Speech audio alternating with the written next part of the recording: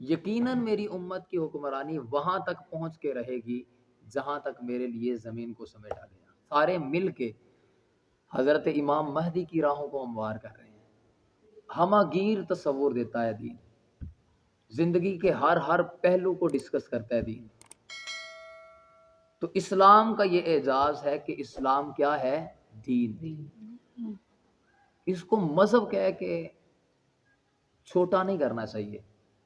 یعنی اگر کہا جائے کہ اسلام ایک مذہب ہے تو یہ چھوٹی بات ہے، یوں سمجھ لیں کہ یہ اس بات کے کہنے سے اسلام کی عظمت کم ہو رہی ہے، اس کی فضیلت کو گھٹایا جا رہا ہے، جبکہ اللہ نے اس کو ایک دین کے طور پہ متعارف کروایا۔ اور یہاں تک کہ اللہ تعالیٰ کے ہاں کسی دین کا تصور ہے اگر تو وہ اسلام ہے۔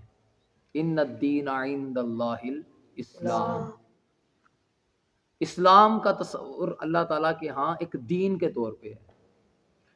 اور یہ الگ بات ہے کہ ہم لوگ، ہمارے معاشرے میں نوجوان، بڑی بدقسمتی کی بات ہے کہ ہمارے نوجوان جو ہیں وہ اپنے اپنے لیڈرز کی راہوں کو ہموار کرتے ہیں۔ کوئی کہتا ہے کہ میں فلاں شخص کو اپنا لیڈر مانتا ہوں، لہٰذا جو میری کوشش ہے اس کا مقصد یہ ہے کہ میں اپنے لیڈر کی راہ کو ہموار کروں۔ کوئی کسی دوسری پارٹی کے جالا ہونے کا نعرہ لگاتا ہے اور وہ کہتا ہے کہ میں فلاں شخص کو اپنا قائد مانتا ہوں، لہٰذا میری جو کوشش ہے اس کا مقصد یہ ہے کہ میں اپنے قائد کی راہوں کو ہموار کروں۔ جب کہ ایک مسلمان کی زندگی کا انحصار اس تگ و دو پہ ہونا چاہیے اور اس کوشش پہ ہونا چاہیے کہ ہم سارے مل کے حضرت امام مہدی کی راہوں کو ہموار کر رہے ہیں۔ ہم سب نے مل کے حضرت امام مہدی کی راہوں کو ہموار کرنا ہے۔ انہوں نے جو اللہ کا پیغام اور اللہ تعالیٰ کے احکامات کی تکمیل جس انداز میں کرنی ہے، ہم نے ان کی راہوں کو ہموار کرنا ہے۔ اور یاد رکھیں حضور علیہ الصلوۃ والسلام کا ایک فرمان ہے، جامع ترمذی میں یہ موجود ہے، حضرت ثوبان رضی اللہ تعالیٰ عنہ اس کو روایت کرتے ہیں، جس میں آقا کریم صلی اللہ علیہ وسلم نے ارشاد فرمایا کہ ان اللہ زوالی الارض، حضور صلی اللہ علیہ وآلہ وسلم نے فرمایا کہ اللہ تعالیٰ نے میرے لیے زمین کو سمیٹ دیا، سکیڑ دیا، اس کو اکٹھا کر دیا، یوں سمجھ لیں۔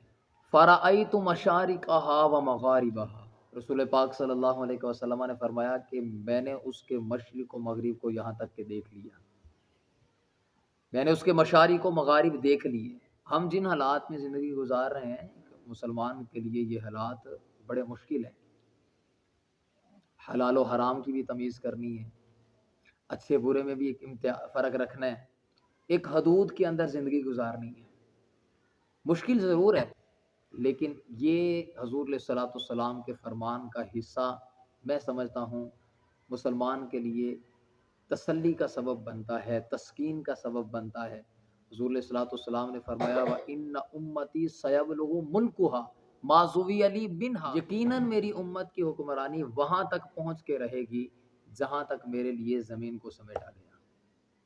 اب اس سے بڑا دلاسا کیا ہو سکتا ہے؟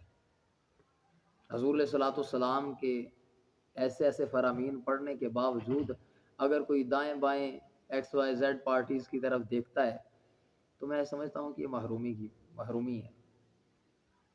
چاہے جائے کہ کسی بھی نعرے یا کسی بھی سلوگن، کسی بھی ایک نظریے کے پیچھے وہ جا رہا ہے، اگر اسلام کو چھوڑ کے کسی اور طرف جاتا ہے تو یہ جہالت کے سوا کچھ بھی نہیں ہے، جہالت کے سوا کچھ بھی نہیں ہے۔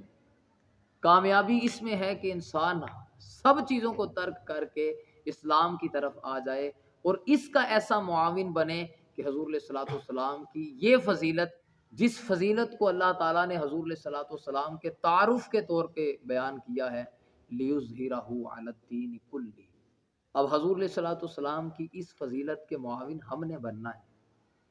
اور یہ اسلام کا ہم پہ احسان ہوگا کہ اگر اسلام اس واسطے ہمیں قبول کر لے کہ ہم اسلام کی ترویج کا اور اس کی اشاعت کا سبب بن جائیں۔